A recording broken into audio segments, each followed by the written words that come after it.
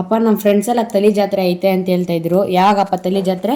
ಸೋಮವಾರ 12ನೇ ತಾರೀಕು 12:30ಗೆ ರಥೋತ್ಸವ ಸ್ಟಾರ್ಟ್ ಆಗುತ್ತೆ. ಶ್ರೀ ರುಕ್ಮಿಣಿ ಸಮೇತ ಶ್ರೀ ಸಂತಾನ ವೇಣುಗೋಪಾಲ ಸ್ವಾಮಿ ಜಾತ್ರಾ ಮಹೋತ್ಸವ ಆರಂಭವಾಗುತ್ತೆ. ತೇರೆಲ್ಲ ಆದಮೇಲೆ ಏನಿರುತ್ತೆ? 13ನೇ ತಾರೀಕು ಮಂಗಳವಾರ ಸಂಜೆ 6 ಗಂಟೆಗೆ ಕೋಲಾಟ ತಂಡದಿಂದ ಕೋಲಾಟ ಇರುತ್ತೆ.